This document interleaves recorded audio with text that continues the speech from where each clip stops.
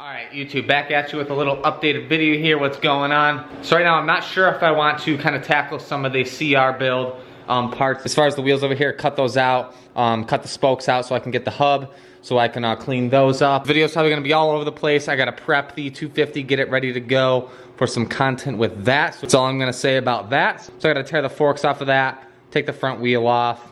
Over here, we got some fresh rubber. Which will be going on that, along with I ordered up Ryan a set of front and rear, along with the pit bike, getting some new tires here, so those things are gonna get swapped out here shortly. Before that, I gotta take out all these spikes in there, along with the spikes in Ryan's bike. But yeah, we got some tires for that, tires for the CR, and just another spare set. Update on that, the CR over here, the parts I'm gonna drop off to get vapor honed on Friday, I believe. That way those can get done and clean up all these grimy parts, and I still gotta tear down the engine, split the cases, take everything out so he can vapor hone that, because he can't vapor hone it obviously together, so I gotta get on that. First step is just take these forks off quick so I can drop those off, because these forks literally have no more oil in it. They've been shot for God knows how long. I just haven't done it, so I gotta try and find the fork seals somewhere around here. I don't know where I put them, but I gotta find them so I can get that done. So we got the Tim Hortons. What would be a day without that? Other miscellaneous little parts for the CR, and ordered a wrong bar pad. It's like a mini one, so I messed up on that. So luckily Ryan at his school or whatever, he has a tire machine, so I'm just literally gonna drop those off to him because it makes my life a lot easier along with his, so he can just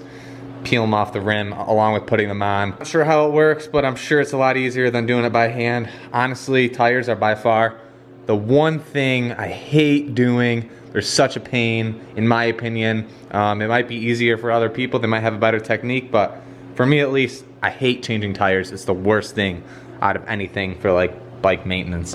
If you guys haven't seen this tire, wasn't going anywhere on that. This thing's literally a straight slick. These things just got a little more meat than those. 125 ones are still like brand new from when I put them on. That shows how many hours I put on this thing, but yeah, hopefully, well, I'm not gonna say hopefully, I am going to ride this thing a lot more this year. That's the plan. Along with another different bike, it might be a little similar. So we'll see on that. If you think you know, leave a comment. I'll read through the comments and see who knows what's up. I'll stop talking. We'll get to taking these forks off quick so Ryan can come pick them up. Hope I'm gonna be able to find the fork seals in the bin somewhere. Otherwise, these things are just gonna get filled up with oil, I guess, because they're literally dry. So, because I didn't order seals, I thought I ordered them a while ago. I know this video is gonna be all over the place, but this is what happens when I wait last minute to do everything. So, yes, I know I'm wearing these gloves. It's freezing in here, and if I run the heater, you're not gonna be able to hear me. I'm gonna fall back now that it got the weight off the front. Oh, it might fall. So this 250 here, I pretty much, oh, that's pretty tight. This 250, I really haven't done anything to it, to be completely honest.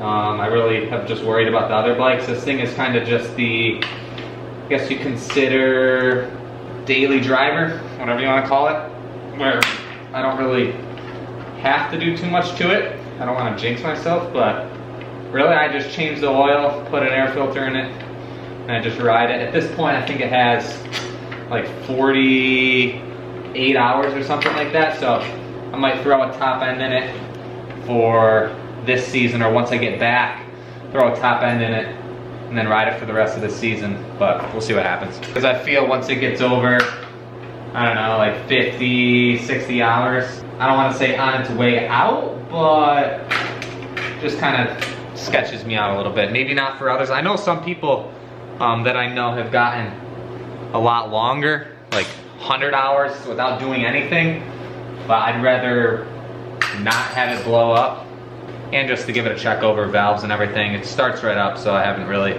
needed to do that. Try and show you guys these things are just bone dry. Bone dry.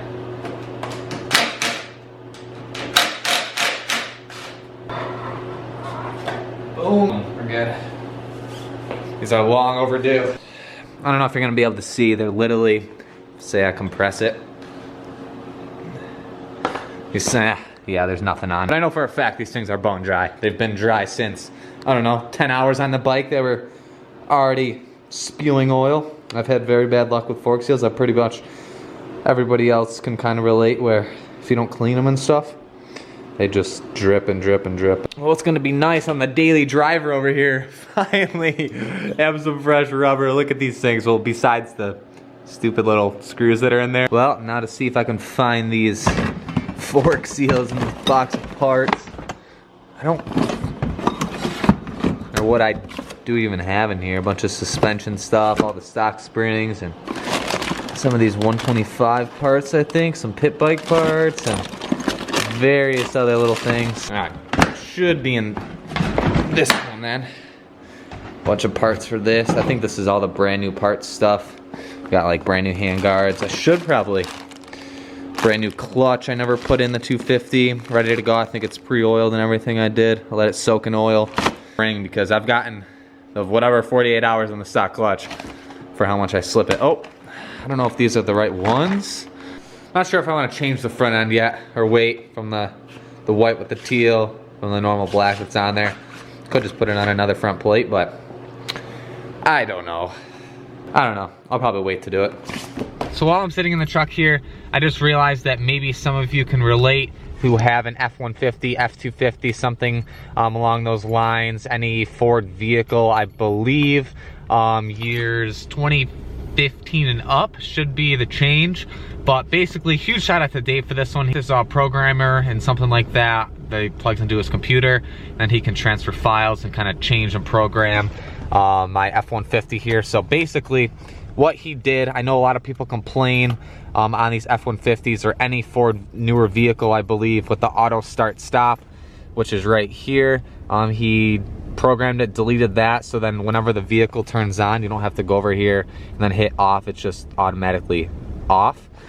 So the light doesn't light up. I know a lot of people can relate on how annoying the auto start stop is on these vehicles. It's supposed to save better fuel economy, but I don't really think it matters, to be honest. This thing only gets, let's see here, it's not very good, 12.6 miles to the gallon, so it's not great. So I don't think you're buying these for fuel economy. But the next thing, the main super annoying thing with this key, you don't it's just like a key fob. You get into the truck, you press the button, and you go. So basically, every single time the vehicle is on and you get out of the truck, it does like a double honk, super loud, and it's really annoying. So say I go into the post office, I get out, I don't want to shut the truck off because I'm only dropping off packages really quick, or envelopes and whatnot, but it honks really loud, double honk. I'm sure if you have a Ford, you know what this is. If you don't, I'm sure you've heard other Fords do it. So it's super annoying. He deleted it. So now I guess I'll show you a little test. Truck's on, have the key in my hand. If I open the door and I get out, doesn't double honk anymore, which is super nice. So annoying, but got that fixed.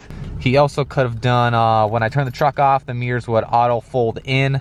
Kind of, I think the F-250 does that, or maybe it doesn't default, I'm not entirely sure. List goes on of things. He also made it so when my high beams are on, my fog lights stay on. I know he turned off the in-cab sound, like, so you can hear the engine going. So normally I guess they play a louder sound through the speakers to make it seem like it's louder than it is. So he deleted that. He made it so my blinker didn't go super fast because of the headlights and all the running lights and stuff, the upgraded lights. Huge shout out to Dave once again for doing that for me.